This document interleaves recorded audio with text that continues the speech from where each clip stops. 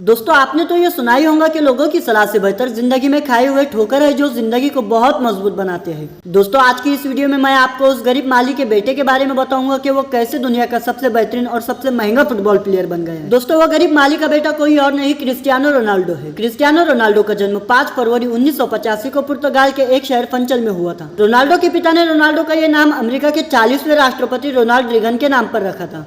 Ronald Reagan राष्ट्रपति बनने से पहले फिल्मों में एज अ एक्टर के तौर पर काम करते थे और वह रोनाल्डो के पिता के बहुत फेवरेट एक्टर थे।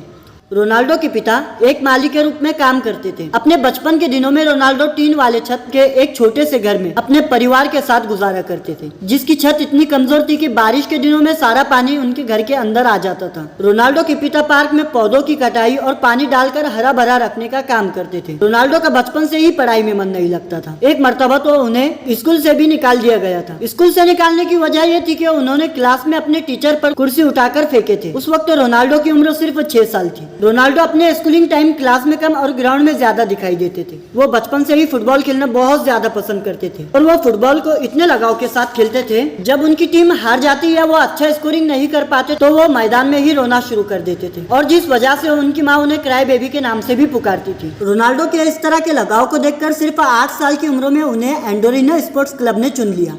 उसके बाद 10 साल की उम्र में शहर के सबसे बड़े क्लब एनएफसी यानी नेशनल फुटबॉल क्लब में शामिल कर लिया गया। रोनाल्डो ने एनएफसी के लिए 2 साल तक खेले और फिर 1997 में 12 साल की उम्र में वो पुर्तगाल के स्पोर्टिंग क्लब में ट्रायल के लिए चले गए और उसी क्लब में रोनाल्डो और उनके एक बहुत अच्छे दोस्त जिनका नाम एल्बर्ट फ्रोंटो था। रोनाल्डो बताते हैं कि वो अपनी पूरी जिंदगी में एल्बर्ट के शुक्रगुजार रहेंगे, तो इसलिए कि एल्बर्ट और रोनाल्डो दोनों एक ही क्लब के लिए खेलते थे और ऐसे ही स्पोर्टिंग लिस्बन के ऑफिशियल ट्रायल लेने आए तो उन्होंने साफ साफ कह दिया जो भी ज्यादा गोल करेगा हम उसे हमारी एकेडमी में एडमिशन देंगे। और उस वक्त तो रोनाल्डो की टीम 3.0 से जीत गई, जिसमें पहला गोल रोनाल्डो ने और दूसरा गोल उनके ही दोस्त एल्बर्ट ने किया था और वो तीसरा गोल था जिसने सबको इम्प्रेस किया। दरअसल तीसरे गोल के वक्त एल्बर्ट अकेले ही बॉल को गोलकीपर के पास ले जा चुके थे और गोल के लिए सिर्फ उन्हें हल्का सा पुश करना था, लेकिन उन्होंने ऐसा नहीं किया बल्कि रोनाल्डो को पास किया, जिससे रोनाल्डो ने आसानी से गोल मारा और उस मैच में रोनाल्डो एल्बर्ट से बारी रहे और उन्हें एकेडमी में आसानी से एडमिशन भी मिल गया। मैच के बाद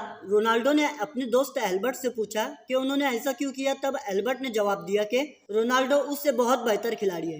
उसके बाद एल्बर्ट और रोनाल्डो की दोस्ती और भी ज्यादा मजबूत हो गई और आज तक उनकी दोस्ती कायम है। उनके शानदार परफॉर्मेंस को देखते हुए उसी क्लब ने उन्हें 1500 पाउंड में साइन कर लिया और उसी वजह से रोनाल्डो को अपना पूरा परिवार छोड़कर लिस्बन जाना पड़ा।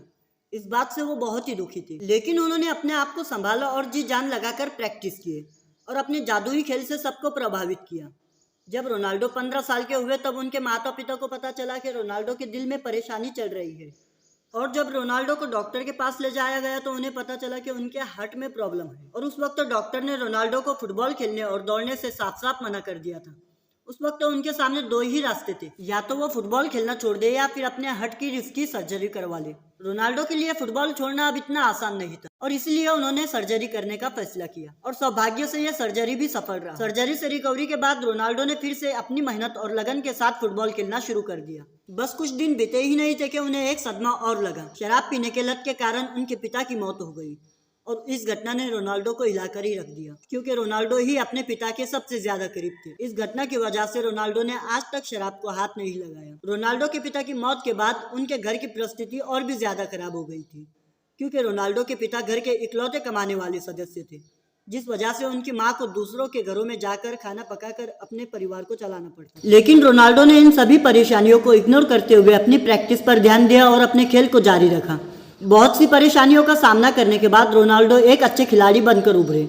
उन्होंने अपना पहला मैच 17 साल की उम्र में खेला। अच्छा खेल खेलने की बदौलत 18 साल की उम्र में 2003 में रोनाल्डो को मैनचेस्टर यूनाइटेड ने 17 मिलियन अमेरिकी डॉलर में साइन किया। हालांकि मैनचेस्टर यूनाइटेड में उन्होंने जर्सी नंबर 28 की मांग की थी, लेकिन उन्हें नंबर 7 मिला, जो अभी भी उनकी जर्सी का नंबर है। मैनचेस्टर यूनाइटेड के लिए उन्होंने 2003 से 2009 तक खेला, जिसमें उन्होंने 196 मैचेस में कुल 84 गोल किए हैं। उसके बाद 2009 में रियल मैड्रिड फुटबॉल क्लब ने उन्हें 132 मिलियन डॉलर चुकाते हुए उन्हें अपनी टीम में शामिल कर लिया। रोनाल्डो का रियल मैड्रिड के साथ 2015 तक ही कॉन्ट्रैक्ट साइन था, लेकिन फिर रोनाल्डो ने रियल मैड्रिड के साथ 2021 तक खेलने के लिए 1864 करोड़ रुपए की डील साइन किए और इसी डील के साथ वो दुनिया के सबसे महंगे फुटबॉल प्लेयर बन गए। लेकिन दोस्तों ऐसा नहीं है कि रोनाल्डो सिर्फ फुटबॉल की कमाई से अपनी तिजोरी भर रहे हैं या फिर बैंक बैलेंस बढ़ा रहे हैं। वो बहुत सारे सामाजिक क्षेत्रों में भी अपनी कमाई को खर्च कर रहे हैं। कहा जाता है कि क्रिस्टियानो रोनाल्डो अकेले अपने दम पर ही अनाथ आश्रम चला रहे हैं, जिसमें 600 से ज़्यादा बच्चों का खर्च वो खुद उठाते हैं। दोस्तों रोनाल्डो सिगरेट और शराब से बहुत दूर रहते हैं और उन्होंने अपने शरीर पर आज तक इसलिए टैटू नहीं बनाया क्योंकि वो एक रेगुलर ब्लड डोनर है। दोस्तों आज क्रिस्टियानो रोनाल्डो की कामयाबी वो मकाम तक पहुंच चुके हैं जहां पहुंचना हर खिलाड़ी का एक सपना होता है। दोस्तों किसी ने सही कहा है, जब आपका सिग्नेचर ऑटोग्राफ में बदल जाए तो समझ लेना आप उस दिन अपनी कामयाबी के मकाम को छू चुके हैं। दोस्तों आप जिस फील्ड में है कड़ी मेहनत करके आप भी सफलता के शिखर तक पहुंच सकते हैं। दोस्तों कुछ सुझाव या शिकायत हो तो नीचे कमेंट करें। उम्मीद है कि आपको ये वीडियो बहुत पसंद आया होगा। आपका कीमती वक्त देने के लिए बहुत बहुत धन्यवाद।